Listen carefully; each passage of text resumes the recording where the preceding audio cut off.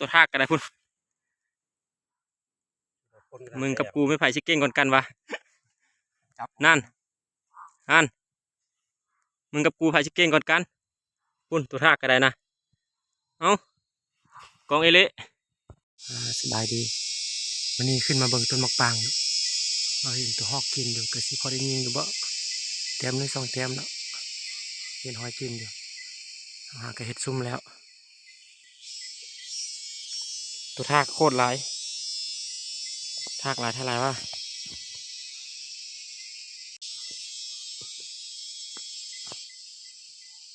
นี่ก็บ่าย3 โมงเนาะของเราเหาะสิขึ้นจะโมงขึ้นนักสลามมานั่นแหละ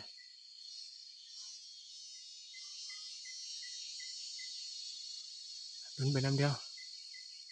ได้เต็มบ่เมื่อสโคบแคมมาเนาะมันนี่เนาะมาฟ้าวเลยฝนตกเลยยันตัวหอกบ่เข้าก็เลยบ่ได้เอามาเย็นพุ่นตัวทากเนาะจับมันตรงเปย์เขาฆ่าตัวนี้ตอนมาทางเป็นซาวเนาะตีนอยู่ว่าดำเลยเนาะจักตัวน้อยเอาตอนนกกระปืดนะเมื่อกี้เนาะเปิดตอนนกกระปืดประมาณ3-4 นาทีเนี่ยมันบินเข้ามาปลายมะปังเนาะตัวมะปังอันยิงตกตัวนึงเลยเนาะตัวที่2มันบินมาแล้วมาเข้าทางหลังนี่เนาะทางข้างนี่เลยเนาะเกือบจับมันหัวแล้วเข้ามาไกลโคตรเนาะยิงบูหูยิงเนาะแล้วมันก็บินออกตอนนี้มันบินลงไปลุ่มฮะบินลงไปลุ่มห้องอยู่ลุ่มฮะ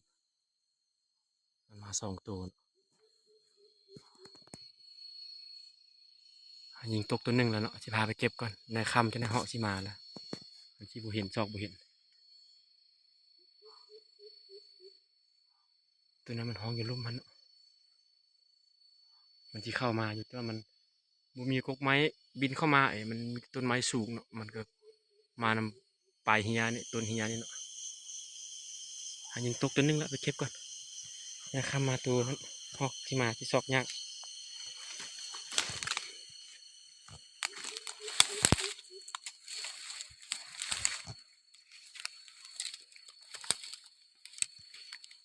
ตัวทากกระไหลเห็ดจะทากหลายพวก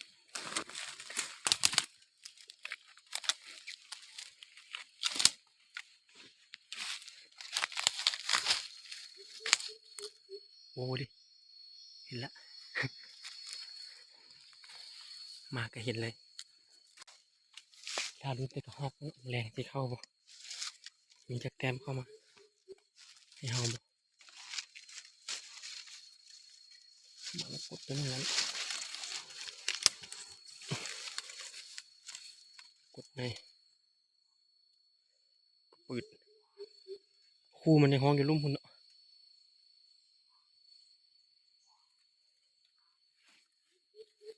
ในต่ออีกต่อมันจะเข้ามาอยู่หอยก็หอกกินอยู่นี่เนี่ยมีหอยก็หอกกินอยู่แมลงท่าเบิ่งเนาะที่มีแต้มบ่หอยหอกกินอยู่เนาะประมาณตัวนึง2 ตัวนี่แหละ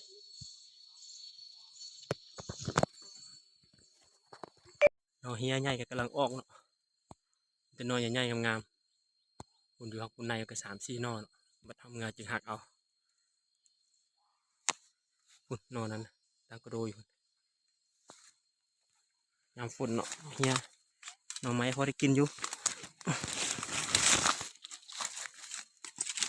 ตอนก็เปิดอีกก่อนเนาะเพื่อฮอดโมงก็ห้องมา2-3 นอในตัวน้อยใหญ่นอกำลังแกงพอดีเป็นแกงแซ่บทำนี่มานี่มานสัตว์ใหญ่มานแลน2 ตัวเนาะผ่านเลยเพิ่นเห็นเพิ่นเอิ้นไปนำเอามายิงพวกไม้ก็สูงประมาณ30 พุ่นแล้วเนาะเราจะอยู่ตะฟังยิงก็สิประมาณ20 เมตรเนาะยิง2 ตัวเนาะตัวนึงตกแล้วหันวิ่งกันเราขึ้นมาอยู่ห้องน้ำโอ้มานมานี่นะได้3 แต้มนกกระปืดตัวนึงบ่น้องฮอกบอลเข้าต่อยิงนกกระปืด3 แต้มแต่ว่าแต้มใหญ่ๆกับตัวแลน2 ตัวเนาะมาละโอ้มันไข่เต็มท้องหมดตัวนั้นเนาะ มันถึกไข่มุนหมดเลยบ่ ลูก ลูกคุณ จับไหน ตัวมานมามื้อนี้ฝนตกตอนเช้าตะแรงแดดออก ประมาณ3 โลกับ2 โลเนาะตัวใหญ่ขนาดเลย 3 ลูกปลายบุรุษ 3 โลปลายพุ่นละตอนนั้น เยี่ยม โอ้มานผ่านวิ่งจัดให้ผ่านเละคักโอ้เมื่อแล้ววันนี้เนาะ เมื่อรู้แล้ว มานชัดใหญ่วันนี้ บักนี้ได้แฮตติกมือ โอ้มาน เมนตัวน้อยอยู่เลย M100เขาจัดการให้เนาะ กับลูกดอก ตัวใหญ่แดนขึ้นล่ะเขาบอก เบอร์19เบอร์ 9 กินเลย โอ้มานโอ้ออกเงินถึกยางมานี่นะ เบิ่งเลขก่อนบ่มื้อแรก เอาเล็กลิ้นบ่แมลงเนาะเล็กแลนดิ กินได้เงินบ่ โอ้ได้2 แต้มใหญ่ๆเลยมานไปวันนี้นะมัดเอาเสื้อมัดขาหลังมันทบไปซะเดี๋ยวจักต่อมัดตัวทากกระไรขนาดเลยทากกระไรนะยุบทาบกระไร เอ็งนึงบ่ตายเอ็งนึง มันอยู่แล้วเอายิงแล้วยิงเอาทิ่มซะนายพานเขาลั่นไปไกลทิ่มแล้วไปกลับบ้านมานี่นะโอ้มาหลาย โอ้3ฝ่ายตัวนี้นะ ตัวทากกระไรพุ่นมึงกับกูไม่ไผ่ชิเก้งก่อนกันวะนั่นมึงกับกูไผ่ชิเก้งก่อนกันพุ่นตัวทากกระไรนะกองเอเละผลงานมานี่ได้แลน2 ตัวเห็ดแรงไข่11 หน่วยกำลังค้างหม้อแล้วก็ปืนตัวนึงอันนั้นซัดปลาดุกนะครับซื้อมาเอ็ดแห้งไว้มาแล้วมานี่นะ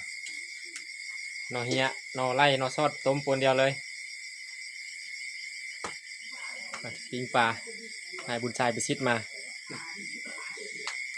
ผลงานว่าอยากกินมานี่สมบูรณ์ครั้งละ